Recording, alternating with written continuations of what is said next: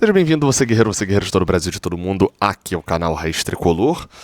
Bem, eu sou Gabriel Amaral, sou jornalista, sou tricolor, isso você já sabe. O que você não sabe é quem vai ser o 9 do Fluminense. Ninguém sabe, na verdade. Hulk, com uma negociação praticamente já em frangalhos, nenhum paralelo aqui. Germancano lesionado, perdendo o primeiro trimestre inteiro da temporada, justamente onde se condiciona fisicamente para a temporada inteira. No cenário é complicado. John Kennedy e Everaldo, que somados no segundo semestre não conseguem fazer metade dos gols do Canóbio. Então a nossa situação é difícil, né? Deixa um like aqui embaixo, se inscreve aqui no canal e vamos falar de alguns nomes que porventura apareceram, cara, na boca do tricolor. Em algum momento a gente lida com o público aqui, né? Então chegou um superchat sobre isso, teve jornalista falando que foi oferecido, que apareceu e etc. São alguns noves, não necessariamente bons e ruins, né? No negócio aqui não é pegar os melhores, olha só as opções que eu recomendo, mas são nomes que apareceram e surgiram aí no mercado. Então vamos embora, tá? O primeiro deles, cara, que eu acho que a gente precisa começar com ele, é Rafael Navarro. E por que Rafael Navarro? Não, eu gosto? Não. Mas por quê? Porque é o único 9 que a gente sabe que o Fluminense sondou além do Hulk. Negociou além do Hulk. O único que a gente sabe é o Rafael Navarro. Bom ponto, né? Um bom argumento aí para poder trazer o nome dele aqui. O Rafael Navarro no meio do ano foi sondado. E por sinal, falando em Rafael Navarro, que está nos Estados Unidos, trouxe poucas camisas do Fluminense, admito, para o lado de cá, tive que lavar, não sei quanto tempo. Estou com uma do Tigres, gosto muito do futebol mexicano, daqui a pouco eu vou falar de um do futebol mexicano aqui também. Mas Rafael Navarro, que é um brasileiro, ficou marcado aqui no Brasil principalmente pelo Botafogo e pelo Palmeiras. Acho um centroavante fraco, mas que joga Série A. É um centroavante de Série A, mas não é muito bom assim. Tá no Colorado Rapids e, como eu falei, negociou com o Fluminense no meio do ano. E a grande dúvida que fica sobre o Rafael Navarro é a seguinte, né? Se o Fluminense volta a uma composição e etc. Ele já teve na mira, já negociou, o Renato Gaúcho naquele momento falou que não queria contratar. E aí fica só a dúvida se o Fluminense realmente tinha o Rafael Navarro com uma ótima contratação e etc. lá do Colorado. Ele até fecha os 2 anos de MLS dele com muitos gols, né? Se soma aí os dois anos dele lá, ele tem 32 gols, é um número muito bom. Mas é MLS, né? O nível nem sempre é garantido. E aqui no Brasil, como eu falei, ele só funciona em situações muito fracas. Mas a dúvida é se o Fluminense volta a cargo ou se era só naquele momento um desejo para investir o dinheiro do Mundial que estava nos Estados Unidos e o Fluminense já queria reinvestir lá para poder não tirar do país e acabar pagando um imposto maior. Enfim, é um jogador que aparece aí, o Rafael Navarro, e você vai dizendo aí se gosta ou não gosta do jogador, tá? Ou se gostaria da gente trazer. Outro que teve passagem pelo Palmeiras recentemente e também fez muitos gols, esse aí nos últimos 3 anos voou em relação à quantidade de gols, é o Miguel Merentiel. Tá no Boca Juniors, teve passagem no Palmeiras, uma passagem bem apagada, cara. Eu ouvi muito o nome do Merentiel enquanto ele estava no Palmeiras, mas me chama a atenção porque eu fui ver os números e ele joga 11 jogos só no Palmeiras, é muito pouco, né? Tinha feito sucesso no Defensa e Justiça, veio pro Palmeiras com muita moral, não funcionou, e nos últimos 3 anos de Boca Juniors, cara, a gente tá falando de um cara que fez, só pra você ter noção, tá? Ele joga em média 45 a 50 jogos por ano. 18 gols no ano, 17 no outro, 15 no outro. O Merentiel não é esse centroavantão que a gente está acostumado a ver, mas é um cara que tem entregado uma quantidade grande de gols, cara. Dizem que ia sair, o Boca só aceita, pelas notícias assim, que eu li rápido assim, da mídia argentina, 10 milhões de dólares. Financeiramente meio que fica fora, mas se o Fluminense quiser ir no mercado para contratar uma certeza, eu diria que 10 milhões de dólares, e claro, nenhum jogador é certeza, mas um jogador que tenha o retrospecto recente aí dos últimos 5 anos, à exceção do tempo no Palmeiras, do Merentiel, 10 milhões de dólares é a base, tá? Não vai sair por muito menos do que isso, não. O outro é um outro argentino, e que entra nos delírios de torcedores, né? Que é o Mauro Icardi. O Icardi tem 32 anos, ficou muito famoso por outros motivos por aí também, né? Digamos que ele gosta de dar o bote. Talvez seja assim, um abraço pro Maxi Lopes, né? Mas o Icardi, ele lá no Galatasaray. A tendência é até que ele siga, ele tá ficando por lá, chegaram a falar dele ser oferecido, falou-se dele no Atlético Mineiro, que o Sampaoli teria feito um pedido. É argentino, apesar de ser um jogador europeu, ele praticamente nunca jogou lá, né? Então, assim, tá no Galatasaray. Como eu falei, o Atlético sondou, ele não quis ver muito futebol brasileiro, é mais uma ilusão do torcedor do que necessariamente uma tentativa. Em gols, cara, a gente tá falando de um artilheiro europeu, assim, um cara que mete muito gol no Galatasaray, um cara que meteu gol no PSG, um cara que meteu muito gol na Internacional durante mais de 10 anos. Mas acho que esse gastar tempo nesse daqui até irreal. Você gostaria? Gostaria. Tem possibilidade? Eu diria que mínima. Porque eu acho que no futebol você nunca pode falar nunca. Vamos falar do outro. Eu falei do futebol mexicano, não do Tigres, né? O Tigres é o que eu trouxe a camisa, mas do Toluca, Paulinho. Você com certeza, quem assiste a live do Jornada, já viu a gente brincando sobre esse Paulinho. E por quê? Porque ficavam sugerindo um outro atacante que vai surgir daqui, a última até da nossa lista aqui, que é o Spinelli, lá do Equador, e o Phil ficava reclamando que o Spinelli não tinha gol. O Paulinho é um daqueles centroavantes que você acha que foi inventado. Eu nunca tinha ouvido falar nele até essa janela de transferências.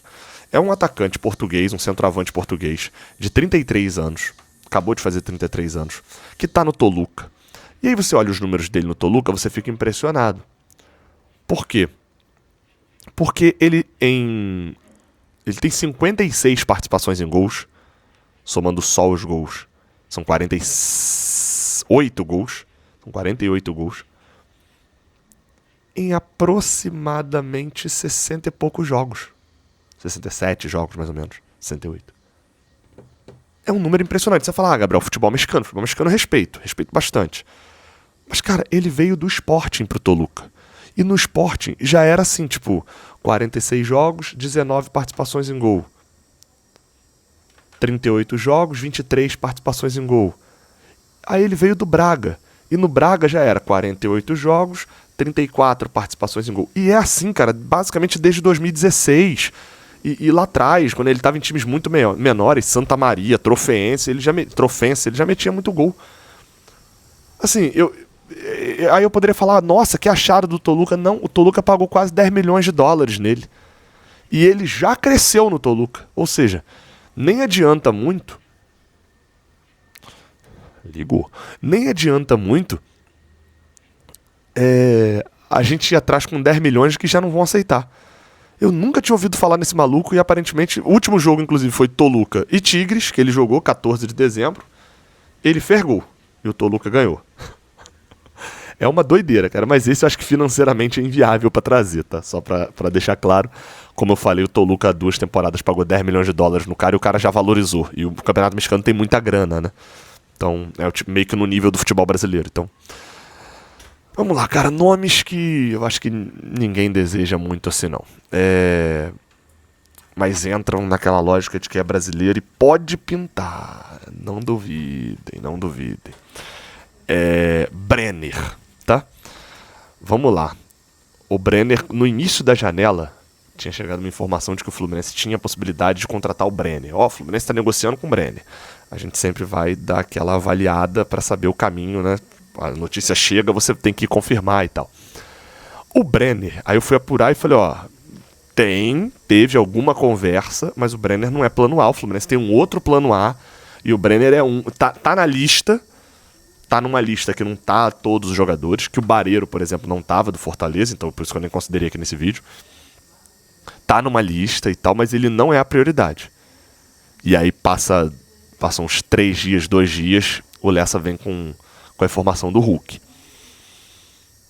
Se não tiver o Hulk, não tendo o Germancano, será que o Brenner volta? A carreira do Brenner, eu sei que muito tricolor tem muita imagem do Brenner quando ele estava no Fluminense, mas assim, a passagem dele pro Fluminense é completamente problemática. O Brenner é um atacante de 25 anos apenas, faz 26 agora essa semana.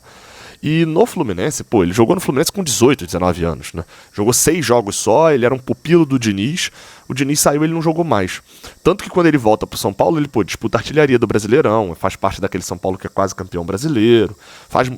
Tem números altos, né, para um centroavante ali. Ele era até um atacante de lado, mas que acabou virando centroavante. Desde que ele saiu do São Paulo pro Cincinnati, ele só teve uma temporada em que ele foi muito bem, que foi a temporada de 2022. De resto, ele meio que vai para a Udinese também, ele pertence à Udinese até hoje. Praticamente não joga por lá. No próprio Cincinnati, números muito pequenos. E não dá para eu achar normal um atacante que, nos últimos 3 temporadas, o atacante fez 9 gols. Fez menos gols que o Everaldo fez nessa temporada, em 2025. Você gostou da temporada do Everaldo? Pois bem, no Fluminense ele fez 8, no Bahia ele tinha feito 3. Ele terminou com 11 gols.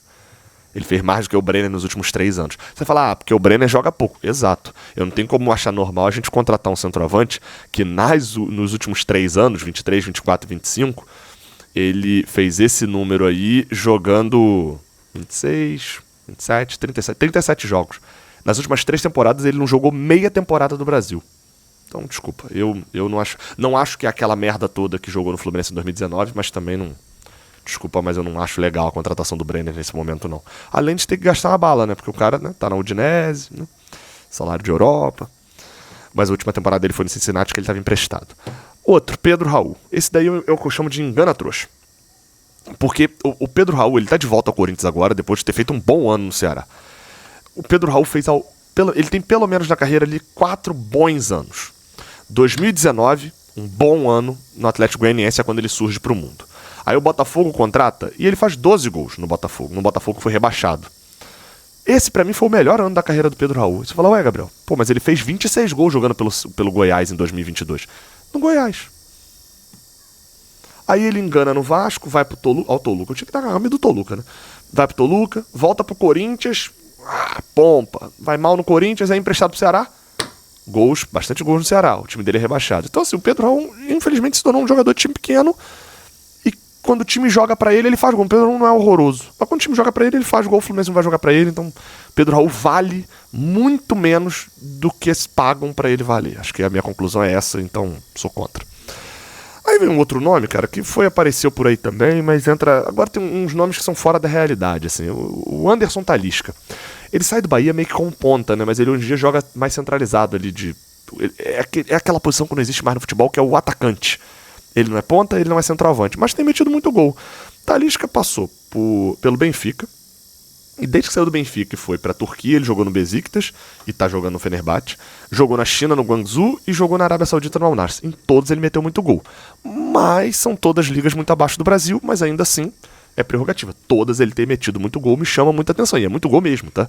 É 22, 21, 16, 20, 16... 20, são anos diferentes que eu tô falando aqui. Mas assim, não é um camisa 9, ficou muitos anos em níveis um pouco mais baixos de competitividade, só que assim, qual que é o custo? Altíssimo. É papo de mais de 3 milhões de reais que ele ganha por lá. Então, eu acho que a hora que ele voltar, a fila vai complicar a gente, porque vai ter time com mais grana indo buscar. Então, enfim, me agradaria. Se fôssemos buscar, me agradaria. Aí tem um outro aqui que, desculpa, né? Richarlison. Gente, o Richarlison... a verba do Hulk não paga o custo de mandar um e-mail pra sondar o Richarlison, beleza? No Tottenham. Então, vamos esquecer um pouquinho o Richarlison. Mais um que agora. Roger Guedes. Também custa altíssimo. Esse daí, o ponto que eu falei aqui, é que até o DDI... Pra você fazer uma sondagem pra ele ligar, deve ser caro demais pro Fluminense. Roger Guedes, vocês terem noção, assim, o Grêmio negociou com ele em valores de 110 milhões de reais, 20 milhões de dólares. Acabou não fechando, janela e tal, acabou a janela fechando. Fora luvas e um salário que hoje é de 5 milhões de reais por mês lá no Catar. Ele tá no Al Rayyan, né? No Al Rayyan. Mete muito gol? Mete, pô. O Roger Guedes, pra mim, é um dos maiores talentos desperdiçados. O cara tava voando aqui, Palmeiras, Galo, aí vai pra China. Aí volta, voa no Corinthians, vai pro Catar. Foi ganhar dinheiro, e tá certo, a vida dele. Mas assim, dinheiro, hoje a gente não tem, por mais que a gente gaste muito, a gente não tem dinheiro pra buscar o Roger Guedes. Aí tem dois aqui, gringos, que entraram no hype esse ano. Maravilha Martínez, o Adrian Martínez do Racing. História maneiríssima. O maluco foi preso, aí começa a carreira de futebol depois que foi preso, porque tem um negócio de confusão com o irmão. Aí voa na carreira num ano maravilhoso do Racing. E aí, pô, o apelido do cara é sensacional, é o Maravilha Martínez. Pô, isso é sensacional. Mas dito isso, um preço alto ele deve ficar no Racing, tem 33 anos, renovou lá por 122 milhões de de dólares a multa, é muito mais simbólico, mas o cara quer terminar no Racing, financeiramente não bate, a idade, começou a fazer gols agora, porque você pega a carreira dele, ele é um nada até 2022, chegou até ter passagem no Coritiba, até 2022 ali, então tá no Racing, dificilmente a gente tira de lá, então não me parece um centroavante que a gente vem pra buscar. É até um pouco o inverso do Spinelli, né? O Claudio Spinelli, do argentino do Independente Del Valle, porque esse tem... Eu escrevi bem aqui o seguinte: não dá pra gente normalizar que a nossa resolução da camisa 9 seja um centroavante que tem 13 times na carreira e, até esse ano, tinha 32 gols em 10 temporadas. 13 times, ele rodou um tempão até chegar no Del Valle, e no Del Valle é a primeira temporada dele, né? Acho que é a primeira temporada dele que ele faz mais de 10 gols na temporada. A temporada dele no Del Valle foi sensacional, tá? Isso em números, em gols, no olhar que se tem ali do que é o bom futebol. Mas assim, não é o nosso 9 com certeza. Financeiramente nem é muito absurdo, tá? Os valores de compra ali não giram em mais do que 20 milhões de reais, 15 milhões de reais, mas talvez falte confiança mesmo de que o cara vai render. Se fosse uma aposta, se a gente trouxe o Hulk, por exemplo, né? O Hulk não é uma aposta, o Hulk é uma certeza. Apesar de não ter certeza de nada no futebol, mas, né, é uma aposta com muito mais segurança. Pô, você colocar uma grana num cara desse como uma aposta, 28 para 29 anos, vá lá. Para ser o 9 que vai resolver depois de uma temporada, desculpa, não dá. Então assim, falei de nomes irreais financeiramente, falei de nomes reais, mas que eu não gostaria, falei de nomes reais que eu gostaria, nomes de valor muito alto, nomes de valor muito baixo. Coloca embaixo, eu fiz um post no Twitter pedindo indicações, mandaram 3 milhões de jogadores, alguns que não faziam o menor sentido, outros que faziam sentido, eu trouxe alguns aqui, fazendo um mix ali dos mais citados, beleza? Coloca aqui embaixo a sua opinião. Eu tenho um palpite de que vai no Brenner, tá? Mas vambora. Ou, quem sabe, né, tenha mais uma reunião marcada com o Hulk, uma reunião que eles vão fazer agora com o Tigres e que vai definir o futuro do Sampaoli, que pode definir o futuro do Menin, e vai trazer o Hulk pro Fluminense. Mais uma reunião, ninguém aguenta mais. É isso. Tamo junto, se inscreve, até a próxima. Valeu!